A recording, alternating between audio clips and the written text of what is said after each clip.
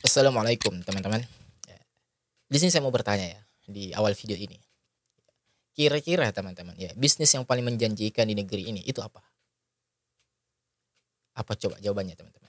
Ya kalau saya pribadi ya bisnis ya jualan agama.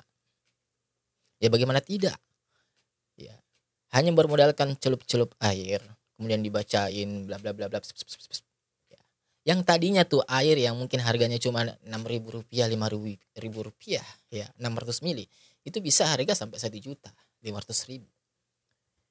Hanya bermodalkan ya baca-bacaan ya bacaan tertentu ditiup ya. Yang tadinya garam itu mungkin harganya sekitar ya 10.000, 7.000, itu dijual sampai 800.000, 700.000 itu bisa. Bagaimana tidak menjanjikan kalau seperti ini? Dan hal yang seperti ini itu sangat amat sangat disadari oleh mereka-mereka ini. Ya oknum-oknum mereka ini yang memang mereka ini untuk mencari kekayaan dunia semata, teman-teman. Ya, yang mereka ini ya semata-mata ingin mencari ya materi dunia. Ya, memanfaatkan ya keadaan ya umat kita di negeri ini. Ya. Teman-teman ya beredar sebuah video ya, di mana ya lagi-lagi Gus Miftah, teman-teman, dan saya rasa cukup penting untuk kita luruskan video ini. Ya, karena kalau tidak diluruskan ini ya kasihan umat ini, teman-teman. Jadi di video ini nampak seorang Gus Miftah itu ya membuka sebuah ya kotak, ternyata di dalam itu ya itu kalau kami duga kuat itu merupakan kain kiswah Ka'bah. Ya, jadi Gus Miftah ini ya seakan-akan ya memberitahukan kepada kita ya, memberitahukan kepada publik bahwa beliau ini memiliki kain kiswah Ka'bah. Yang tentu ya sebelumnya itu juga sempat heboh, beliau ini ya memiliki sebuah kunci Ka'bah. Nah, sekarang Gus Miftah ini yaitu memiliki kain kiswah Ka'bah. Ya Allah Akbar. Ya tak henti-hentinya ya orang ini membuat kita ini geleng-geleng kepala, teman-teman. Ya. Dan mungkin baiknya kita coba simak video berikut ini. Uh. Ya, ini dia teman-teman ya, kain kiswah Ka'bah. Ini apa nggak khawatir kalau ditahu oleh Raja Salman ini? Ini bisa, aduh, nggak kebayang ini. Kok bisa-bisanya kain kiswah Ka'bah ada di Indonesia, teman-teman ya?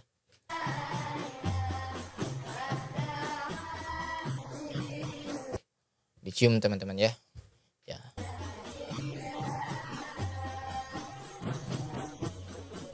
Dicium juga.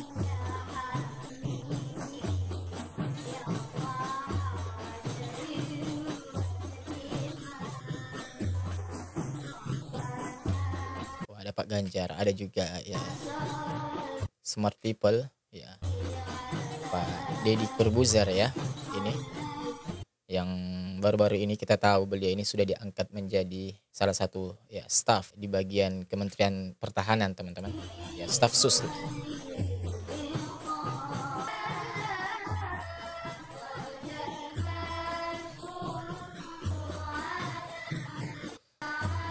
Coba dibuka ya, teman-teman ya.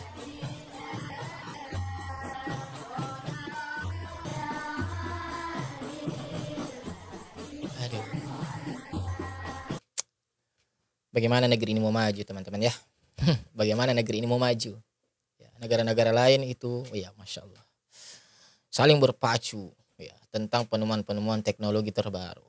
Nah, kita ya masih di seputaran kunci Ka'bah, ya kain kiswah Nabi Muhammad SAW, ya air barokah, ya makam wali karomah, ya, bahkan ada tuh yang kemarin tuh sempat viral kembali, ya goa yang tembus ke Mekah. Goa ya bisa melakukan teleportasi manusia, luar biasa, teman-teman. Ya entah ya, teman-teman, ya saya nggak tahu, ya saya nggak mengerti apa maksud sebenarnya daripada Gus Miftah melakukan seperti ini. Oke lah, kalaupun misalkan seandainya Gus Miftah itu tidak mengatakan bahwa itu adalah merupakan kain kiswah Nabi Muhammad SAW yang asli ataupun hanya replika, ya seharusnya Gus Miftah itu menyampaikannya, teman-teman. Ya, menyampaikannya. Ini ya malah tidak menyampaikannya. Bahkan kalau kita lihat tadi di video ya, beliau sampai ya mencium kain kiswah tersebut, dan begitu banyak orang juga yang lainnya juga ikut mencium kain kiswah tersebut.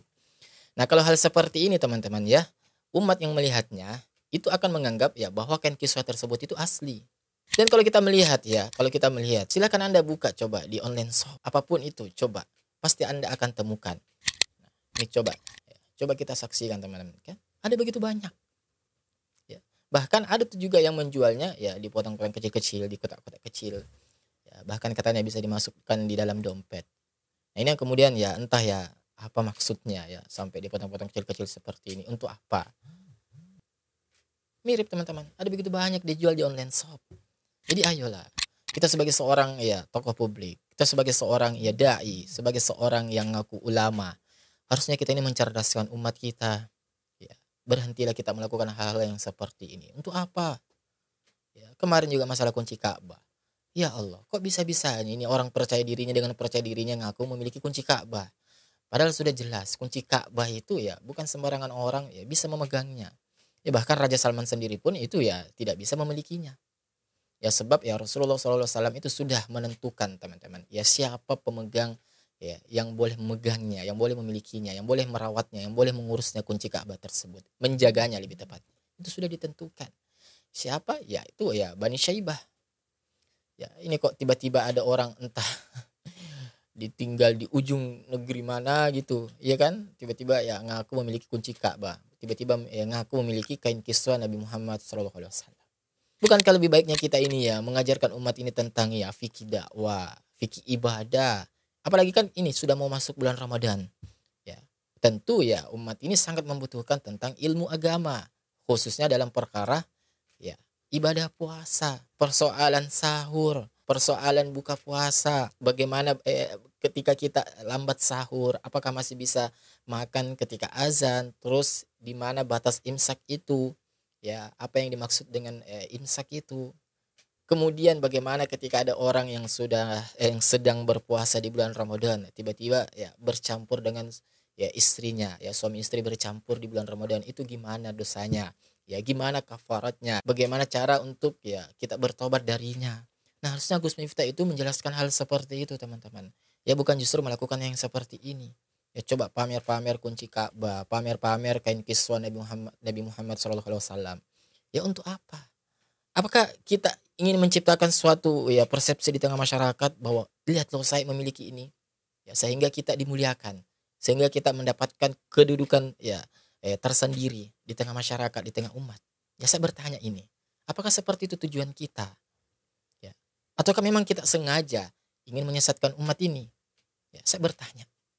Dan entah ya teman-teman, kenapa hal-hal yang semacam ini, ya pamer kunci Ka'bah, pamer kain kiswah Nabi Muhammad SAW, ya pamer jual air barokah, kemudian bisnis-bisnis kuburiyun lainnya yang dilakukan oleh oknum-oknum. Ya, dan oknum-oknumnya ini ya kenapa selalu ya dari sana saja, dari kelompok ya kalian pasti sudah tahu lah teman-teman ya.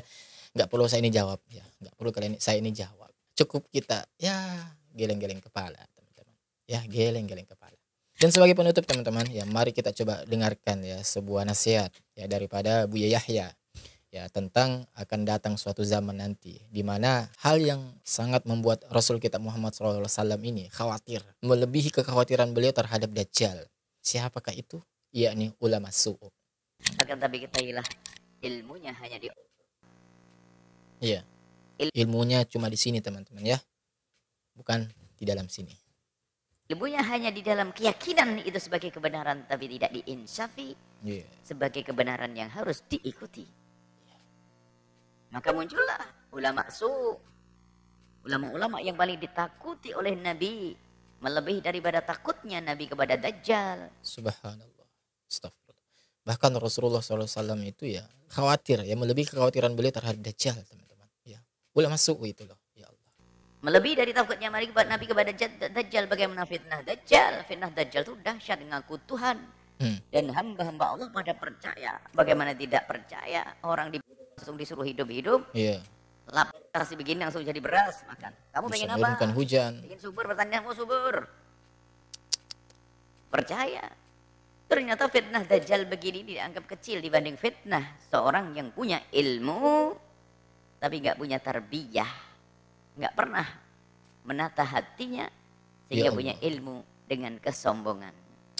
Astagfirullah ya. Astagfirullah ya.